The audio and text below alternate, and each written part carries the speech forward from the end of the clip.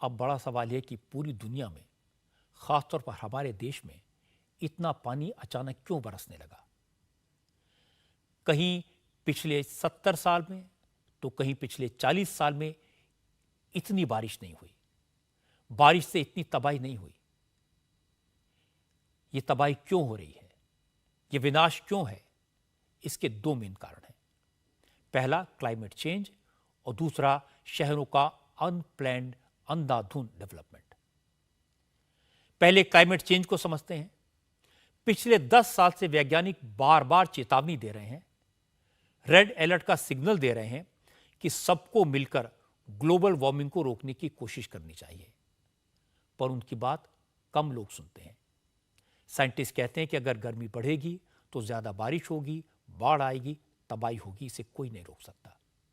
वो समझाते हैं अगर 1% टेम्परेचर बढ़ता है तो समुद्र का 7% ज्यादा पानी भाप बनकर निकलता है, बादल बनकर बरसता है। अगर समुद्र के ऊपर 2 से 3% टेम्परेचर बढ़ता है तो पानी 15 से 20% ज्यादा इवेपोरेट होता है, और जब भाप बनेगी, बादल बनेंगे तो कहीं ना कहीं तो बरसेंगे। और आजकल पहाड़ों में इतनी ज्यादा बारिश इसलिए हो रही है क्योंकि वहां हर वक्त हवा चलती है। ठंडी हवा जब पहाड़ से टकराती है तो बादल बरसते हैं, कभी कभी बादल फटते भी हैं।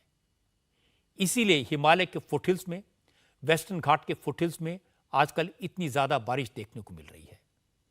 इसीलिए हिमाचल और उत्तराखंड में इतनी ज्यादा बाढ़ आई है। इसी तरह के हालात असम और नॉर्थ ईस्ट स्टेट के दूसरे राज्यों में भी देखने को मिलते हैं। वैज्ञानिकों का कहना है कि यह खतरा और बढ़ेगा। आने वाले साल में बादल और बरसेंगे और बाढ़ आएगी, और यह खतरा इसलिए बढ़ रहा है क्योंकि क्लाइमेट चेंज की वजह से कार्बन डाइऑक्साइड और मीथेन गैस का एमिशन बढ़ता जा रहा है।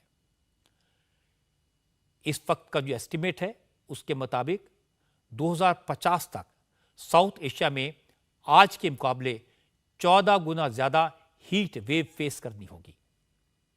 आप सोच सकते हैं अगर गर्मी 14 गुना ज्यादा बढ़ जाएगी तो आज जितनी बाढ़ आ रही है उससे 2.5 से 3 गुना ज्यादा बाढ़ आएगी।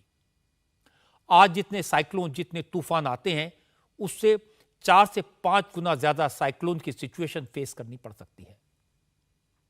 खतरा बड़ा है। इससे बचाने का काम सरकारें सिर्फ नहीं कर सकती, हम सबको इस खतरे को समझना होगा और ग्लोबल वार्मिंग को कम करने के लिए अपना अपना योगदान देने की जरूरत है। इसके अलावा और कोई रास्ता नहीं है। यह सब डिपेंड करता है इस बात पर कि हम कितने पेड़ काटते हैं, कितने पेड़ लगाते हैं, कितना प्लास्टिक का यूज करते हैं, कितना पानी बर्बाद करते हैं, हम कंक्रीट के कितने जंगल खड़े करते हैं, ट्रैफिक के लिए कितनी कारों का इस्तेमाल करते हैं, कितने एयर कंडीशनर्स का इस्तेमाल करते हैं। ये सारी बातें इस खतरे को बढ़ाती हैं। अगर इससे बचना है तो सावधानी तो बरतनी पड़ेगी। कुछ राजनीति की खबरों की तरफ बढ़ते हैं। पश्चिम बंगाल के पंचायत चुनाव में हिंसा के बाद आज 697 पोलिंग बूथ पर दोबारा वोट डाले गए। हैरानी की बात है कि जिस वक्त वोटिंग हो रही थी उस वक्त बंगाल में सुरक्षा बल एक के बाद एक बम बरामद कर रहे थे, बमों को डिफ्यूज कर रहे थे। क्योंकि 8 जुलाई को वोटिंग के दिन 24 घंटे के दौरान चुनावी हिंसा में 18 लोगों की मौत हुई थी। रिपोल के दौरान भी वायलेंस की आशंका थी, इसलिए आज जबरदस्त सुरक्षा के इंतजाम किए गए। लेकिन इसके बाद भी कुछ जगहों से राजनीतिक दलों के कार्यकर्ताओं के बीच आपसी टकराव की खबरें आई, लड़ाई झगड़े की खबरें आई। वेस्ट मिदनापुर में पोलिंग के दौरान लाठियां चली। उत्तर दिनाजपुर में भी झगड़ा हुआ, लेकिन किसी के गंभीर रूप से घायल होने की खबर नहीं आई। हालांकि माहौल को खराब करने, डर फैलाने की तैयारी पूरी थी। कई जगह बम छुपा कर रखे गए थे, लेकिन सिक्योरिटी फोर्सेस की मुस्तैदी की वजह से बम बरामद कर लिए गए, वक्त रहते उन्हें डिफ्यूज कर दिया गया। बीजेपी ने पंचायत चुनाव के दौरान हुई हिंसा के लिए ममता बनर्जी की सरकार को जिम्मेदार ठहराया। तृणमूल कांग्रेस पर खून खराबे का इल्जाम लगाया। बंगाल में विपक्ष के नेता शुभेंदु अधिकारी ने चुनाव आयोग को चिट्ठी लिखकर 6000 पोलिंग बूथ पर रीपोल कराने की मांग की है। शुभेंदु अधिकारी ने कहा, बंगाल में जिस तरह के हालात हैं उसके बाद केंद्र सरकार को आर्टिकल 355 का इस्तेमाल करना चाहिए। राज्य सरकार को 355 के तहत राष्ट्रपति शासन लगाने की चेतावनी देनी चाहिए। और ममता पुलिस और सेंट्रल पुलिस का क्या डिफरेंस आज तो देख लीजिए। उस दिन जो वोट डाला गया, आज 40% एनएस है, ज्यादा वोट दिया। ये वोटर का जो कॉन्फिडेंस है बंगाल में, ये ममता बनर्जी और उनकी पुलिस खत्म कर दी।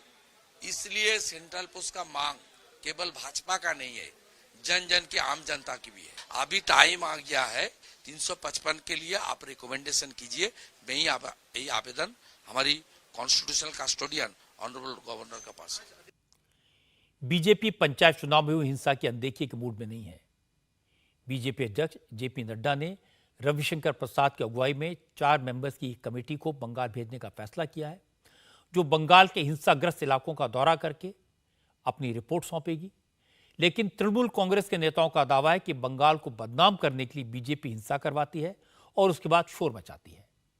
तृणमूल कांग्रेस के नेता कुणाल घोष ने कहा, स्टेट इलेक्शन कमीशन ने जितनी सेंट्रल फोर्सेस की मांग की थी, केंद्र सरकार ने उतनी भेजी नहीं, क्योंकि बीजेपी की नीयत में खोट है।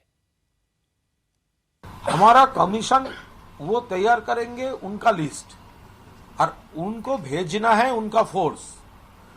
तो ये सेंट्रल इलेक्शन कमीशन का इलेक्शन नहीं हो रहा है, ये स्टेट इलेक्शन कमीशन का इलेक्शन हो रहा है। लिस्ट का बारे में उनको कहां पर जाना है, कहां पर रुकना है, ये उसका कोई मतलब नहीं है। और हम लोग का पहले से कैसे पता चलेगा कांग्रेस, भाजपा, सीपीएम कहां पर अटैक करेंगे? एक रीजनेबली होना चाहिए जो यहाँ पर उसका पोस्टिंग होना चाहिए था, लेकिन उतने सारे फोर्स तो वो लोग भेजा ही नहीं। 8 जुलाई को पश्चिम बंगाल में जो हिंसा हुई, उस हिंसा को लेकर उसकी शिकायत करने के लिए, उसकी जानकारी देने के लिए पश्चिम बंगाल के गवर्नर डॉक्टर सीवी आनंद बोस ने अमित शाह से मुलाकात की। गवर्नर ने होम मिनिस्टर को 8 जुलाई को ही हिंसा की एक रिपोर्ट दी है। वोटिंग के दिन भी राज्यपाल ने नॉर्थ 24 परगना का दौरा किया था। अमित शाह के साथ मीटिंग में क्या हुआ, इस बारे में तो गवर्नर ने कुछ नहीं बताया, बस इतना कहा, जब अंधेरा घना होता है तो समझो सुबह होने वाली है।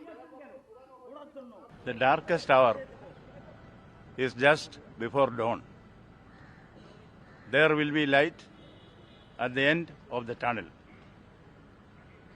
The only message which I could get today is, if winter comes, can spring be far behind?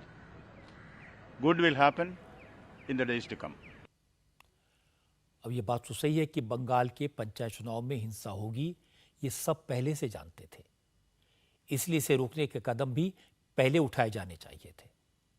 सवाल ये भी है कि तमाम रिपोर्ट्स और पुनः रिकॉर्ड सामने होने के बाद भी सेंट्रल फोर्सेस की तैनाती वक्त रहते क्यों नहीं की गई? इसके लिए कोर्ट को दखल क्यों देना पड़ा? और फिर जब तैनाती हुई तो इन इलाकों में प्रॉपर डिप्लॉयमेंट नहीं हुआ, जिनमें हिंसा की आशंका ज्यादा थी। नतीजा ये हुआ कि कई सालों के बाद देश ने पोलिंग बूथ लुटते हुए देखे।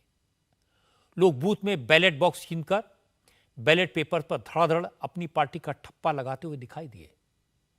इसीलिए स्टेट इलेक्शन कमीशन पर भी सवाल उठे। मुझे लगता है कि बंगाल में चुनाव चाहे पंचायत का हो, नगर निगम का हो, असेंबली का हो, पार्लियामेंट का हो, हर बार हिंसा की खबरें आती हैं, हर बार गोली चलती है, हर बार बम फटते हैं, मर्डर होते हैं। ये न लोकतंत्र के लिए अच्छा है, न बंगाल की इमेज के लिए, न ममता बनर्जी के लिए।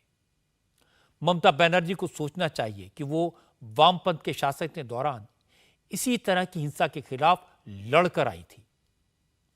इसी तरह के वायलेंस से बंगाल को मुक्त कराने का वादा करके वो मुख्यमंत्री बनी थी।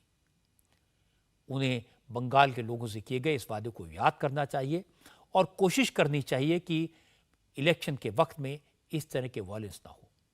इंडिया टीवी हर वक्त हर जगह डाउनलोड करने के लिए सर्च करें India TV news Google play store या ऐप स्टोर पर।